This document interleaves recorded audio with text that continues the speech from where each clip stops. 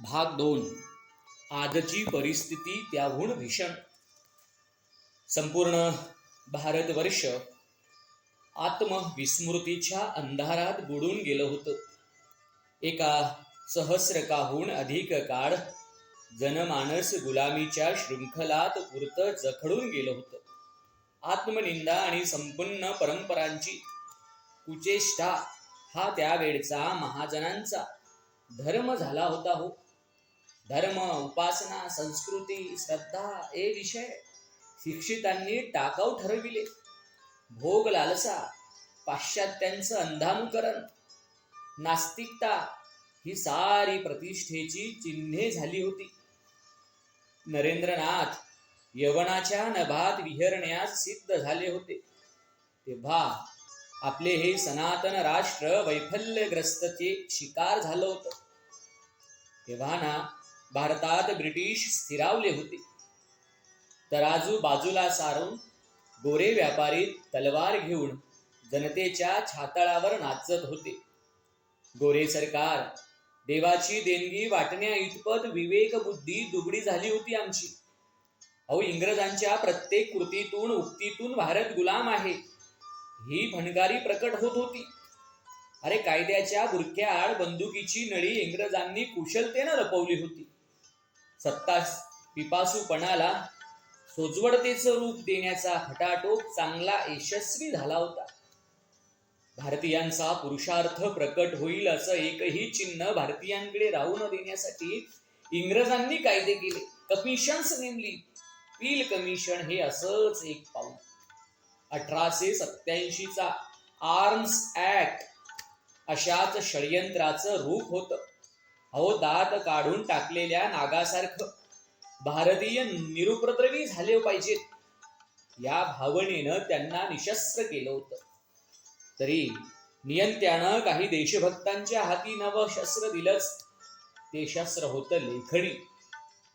या शस्त्रानं देशभक्तांनी नियतकालिकांच्या मैदानावर इंग्रजांना रक्तबंबाळ करण्यास सुरुवात केली. मग व्हर्नाक्युलर प्रेस ऍक्ट आणला गेला.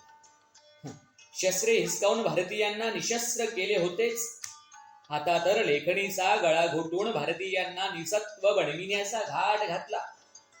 एकूणच ब्रिटिश शासन अत्यंत नृशंस बनलं होतं.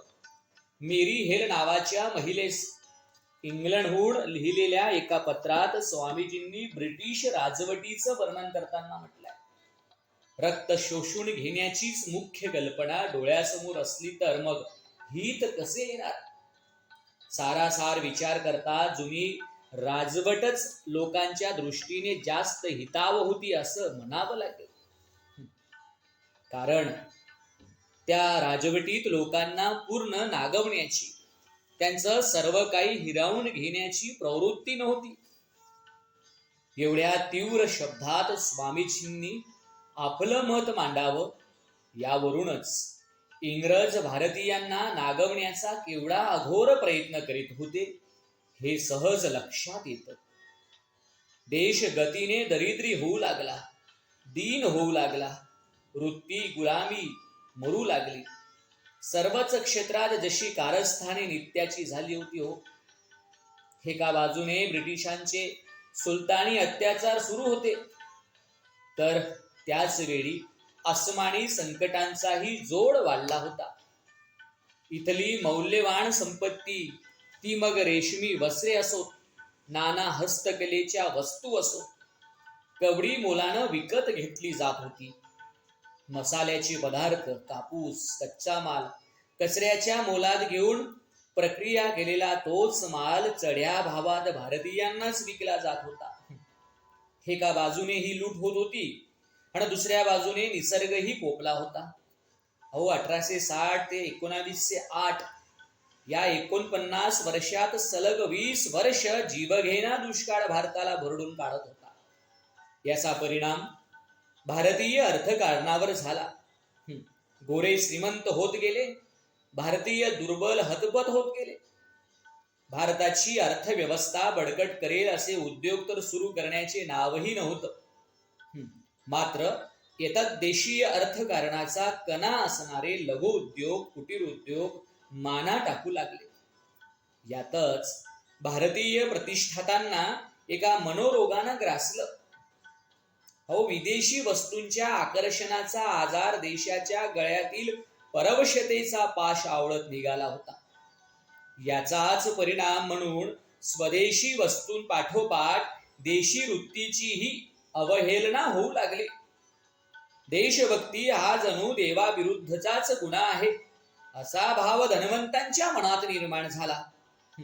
वाढती गरिबी, वाढते अज्ञान आणि प्रतिष्ठातांची वाढती आंग्ल भक्ती एका नव्या आक्रमणासाठी अनुकूल भूमी निर्माण करण्यास कारणीभूत झाली. ख्रिस्ती धर्म प्रचार, प्रलोभने दाखवीत आणि भारतातील पंडितांना स्वधर्म विरोधी अनर्गल आरोप करण्यास प्रवृत्त करावे असे प्रयत्न झाले दिसतात. मूर्तीपूजा, पुराणे, वेदोपनिषद यांची निर्वत्सना करण्यास सुरुवात झाली. भारतीय तत्वज्ञानाचा अत्यंत विकृत आणि संदर्भहीन अन्वयार्थ लावून धार्मिक प्रवृत्तीवर आघात करण्यात येऊ लागले. ख्रिश्चन मिशनऱ्यांना रान मोकळं झालं. सेवेसारख्या पवित्र साधनाचा धूळफेकीसाठी वापर करून धर्मांतराचे वादळ उभं केलं गेलं. प्रज्ञावान आणि शिक्षित मंडळीही भोग आणि भ्रमाची शिकार झाले होते. मग मनमुराद मद्यपान, स्वैरविहार, मांसाहार, स्त्री पुरुषांची सलगी हे आणि असेच जगणं उन्नत जीवनाचं लक्षण मानलं जात होतं. या वृत्तीचा अतिरेक अर्थातच बंगाल प्रांतात झाला होता. अशा आणीवार कंपूचे केंद्र कोलकाता बनलं होतं. यातूनच मुक्त विलासी जीवन जगणाऱ्यांचा वर्ग आणि एक वेळच्या भारतासाठीही मोताद असा वर्ग अशी समाजाची फाळणी झाली होती. दुर्दैवाच्या दशावतारात जातीभेद, अंधश्रद्धा भर घालावयास सरसावली होतीच. याचाही लाभ उठवत इंग्रज राज्यकर्ते सुखे नैव हापली पाळेमुळे रुजवत चालले होते. अंधार वाढतच चालला होता. पाश आवडले जात होते. एक महान राष्ट्र गर्तेत खोल खोल रुतत होत. हा अंधार दूर सारण्याचा प्रयत्न झालाच नाही असं नाही. राजा राममोहन राय यांनी असाधारण कार्य केलं. त्यांनी सती प्रथेविरुद्ध केलेलं कार्य जगासमोर आहे. पण तेवढेच त्यांनी केलं नाही. त्यांच्या कार्याची व्यापकता लक्षात येण्यासाठी महाकवी रवींद्रनाथांचे मत विचारात घ्यावं लागेल. ते म्हणाले होते, वंग समाजाच्या कोणत्याही विभागात उत्तरोत्तर जी काही उन्नती होत आहे ती म्हणजे केवळ राममोहनांचा कित्ता गिरविण्याचं अधिकाधिक स्पष्ट फळ होय. राममोहनांनी दोन फार महत्वाच्या गोष्टी केल्या. वेगवेगळ्या धर्ममतांचा तुलनात्मक अभ्यास करण्याचा पायंडा त्यांनी पाडला आणि वेदांताची चर्चा सुरू करून उपनिषदांच्या भाषांतराचं कार्य आरंभिले. परिणामी दीर्घकाळ उपेक्षेच्या अंधारात पडलेल्या उपनिषदांवर प्रचाराचा प्रकाश पडला. राय यांनी पुराणातील त्यांना भ्रामक वाटणाऱ्या बाबींवर आणि मूर्तीपूजेवर हल्ला चढवला. तसाच मिशनरी पाद्री जे प्रचारित करीत होते त्यातील निरर्थकतेवरही ते कठोर प्रहार करीत होते. धार्मिक आणि सामाजिक सुधारणांसाठी कंबर कसलेल्या राममोहनांना त्यांच्या पश्चात हे कार्य आणि विचार पेलू शकणारे अनुयायी मिळाले नाहीत. हे दुर्दैव. पुढे सुधारकांच्या यादीत नाव येतं पंडित ईश्वरचंद विद्यासागर यांचं. बालविवाहाचा मोठा दुष्परिणाम बालविधवांच्या असहाय्य दुःखी जीवनात दिसून येतो. त्याविरुद्ध ईश्वरचंद्र उभे राहिले. विधवा विवाह शास्त्र संमत असल्याचं त्यांनी सिद्ध केलं. पुढे तर विधवा विवाहाचा कायदाही झाला. ब्राह्म समाजाचे नेते केशवचंद्र सेन यांचे जीवनही आपल्या समोर येतं. पण या सर्व प्रयत्नांपेक्षा पतनाची गती अधिक बारकाईने विचार करता कळते की आजही तीच परिस्थिती भारतभर दिसून येत आहे. तीच नव्हे, तीनहूनही अधिक गंभीर परिस्थिती सर्वत्र आज निर्माण झाली. स्वामी विवेकानंदांच्या जन्माच्या आगे मागे बंगालमध्ये जे वातावरण होतं ते आज सगळीकडे दिसत आहे. मुक्त अर्थव्यवस्था म्हणजे विदेशी कंपन्यांना भारताची दारी उघडी करणे असाच घेतला जात आहे. आणि वैश्विकरणाची म्हणजे ग्लोबलायझेशनची जी प्रक्रिया नाकारायचं कारण नाहीच आपल्याला, पण हो राष्ट्रहित विरोधी कोणतेही पाऊल टाकले जाणार नाही याची दक्षता घ्यायला हवी. पण ती तशी घेतली न गेल्यानं लघु उद्योग संपुष्टात येत आहे. जागतिक कंपन्या रोजच्या वापराच्या वस्तू बनवत आहेत. त्यामुळे साबण, सुवासिक द्रव्य, सौंदर्य प्रसाधने आणि तत्सम वस्तूंचा खप वाढवण्यासाठी वाटेल तसा जाहिरातींचा मारा होत आहे. चंगळवाद प्रमाणाबाहेर फोपावतो आहे. खेड्यात प्यायचे पाणी नाही, पण शीतपेयांची दुकाने आहेत आणि बेधडक मद्यालये उभी राहत आहेत. युवकांना शरीर सौष्ठवापेक्षा शरीर सौंदर्याचाच ध्यास लागला. व्यसने, गुन्हे, भ्रष्टाचार आणि हिंसाचाराला मोकाट वावरायची मुभाच लागली. सर्वाधिक गंभीर समस्या आहे ती भारतीय मूल्यांचे उद्ध्वस्तीकरण होण्याची. राष्ट्रभक्ती, साधेपणा, परिश्रम, सेवा, त्याग आणि चारित्र्याचं संवर्धन याकडे अक्षम्य दुर्लक्ष होत आहे. सत्यनिष्ठा गालबाह्य झाली आहे. पैसा हे प्रधान तत्व झाल्यानं वाटेल त्या मार्गाने श्रीमंत होण्याची स्पर्धाच सुरू आहे. विधी निषेध शून्यता प्रतिष्ठा पावत आहे. सर्व मूल्यांची पहिली पाठशाळा असणारे घर निखळत चाललं आहे. शिक्षण आणि धर्म ही दोन क्षेत्रे वणिक वृत्तीच्या हाती गेली आहेत. मठा मंदिरातील गर्दी वाढते आहे, पण त्या गर्दीत भगवंताच्या प्रीतीपेक्षा भीतीचीच भावना जास्त आहे. अहो साधनेच्या गंभीरतेपेक्षा गंडा दोरा, अंगारा दुपारा यांचीच सर्वत्र चर्चा दिसते. या सगळ्या वाताहतीमुळे माणूस श्रद्धा, संवेदनशीलता आणि विशुद्ध प्रेमापासून दूर निघालाय. इलेक्ट्रॉनिक प्रसार माध्यमे आणि त्यांना हाताशी धरून तिजोऱ्या भरण्यात मग्न झालेली मंडळी समाजात भयकारी वातावरण निर्माण करीत आहे. भय, भ्रम, भोग आणि भंपकपणा यांचाच जणू प्रचार प्रसार सुरू आहे. बुद्धी वाढवण्यासाठी अभ्यासापेक्षा चवनप्राश महत्वाचा वाटू लागलाय. शारीरिक सामर्थ्य इथे व्यायामानं वाढत नाही, तर त्यासाठीही औषधे हवी आहेत.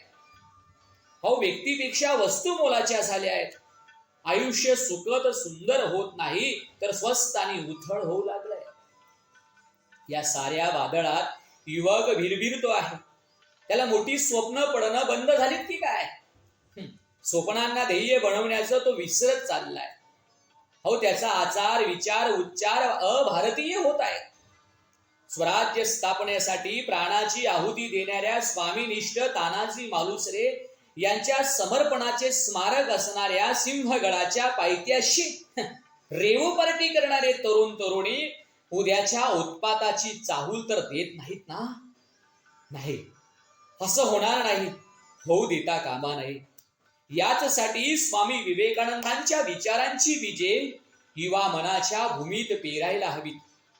साऱ्या विश्वात युवकांची सर्वाधिक संख्या म्हणून उभ्या राहणाऱ्या भारतवर्षाची उद्याची वाटचाल स्वामीजींच्या विचारानं झाली तर भारत वैभवशाली बनेलच. पण साऱ्या विश्वासाठी ही भूमी आधार देणारी ठरेल यात तीळ मात्र माझ्या मनात शंका नाहीये. 19व्या शतकाच्या शेवटी राष्ट्राची अवस्था अशीच झाली होती. समाज सुधारणेचा धुराळा असा काही उडाला होता की भले भले भ्रमल्यासारखे वागत होते.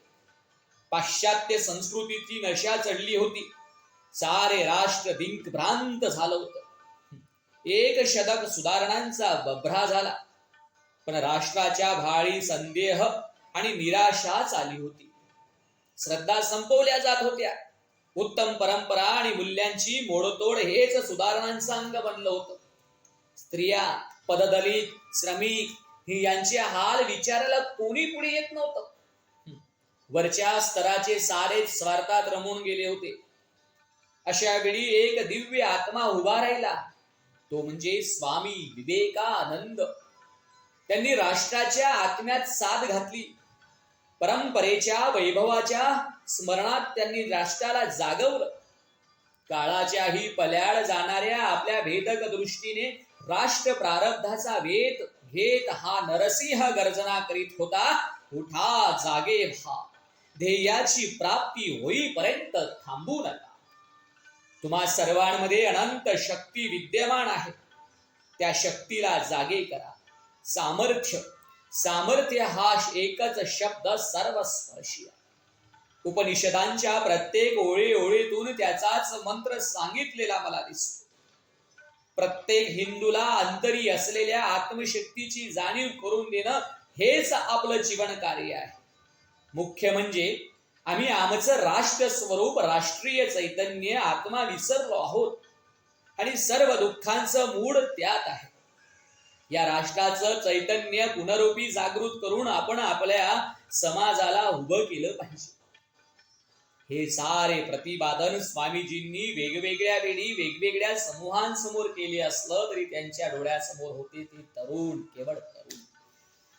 त्यांचं मन ओढलं जात होतं तरुणांकडं. भावावस्थेत स्वामीजींनी स्पष्टपणे पाहिलं होतं की भारतवर्ष यवनावस्थेत प्रवेश करीत आहे. म्हणूनच स्वामीजींचा प्रत्येक शब्द युवकांसाठी प्रेरणा स्रोतच होता. प्रत्येक वाक्य हे युवकांसमोर तेजाचा सागर होतं. आता रडणं पुरे, युवकांनो, तुम्ही अमृताचे पुत्र आहात. आता राष्ट्राला युवा चेतनेची आवश्यकता आहे. ज्यांचं मन वज्रासारखं आहे, मनगटे पोलादी आहेत आणि ज्यांचे स्नायू लोखंडी आहेत, असे युवक आहात आपण. त्याही वेळी आणि आजही अशाच युवकांची गरज आहे. असे होण्याचा सरळ सोपा अर्थ आहे.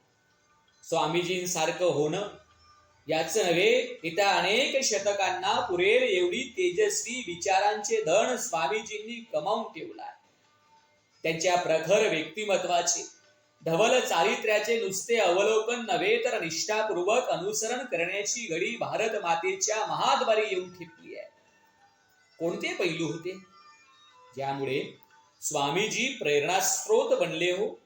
कोणत्या क्षमता त्यांच्या ठायी होत्या ज्यामुळे स्वामीजी अतुलनीय कार्य करू शकले?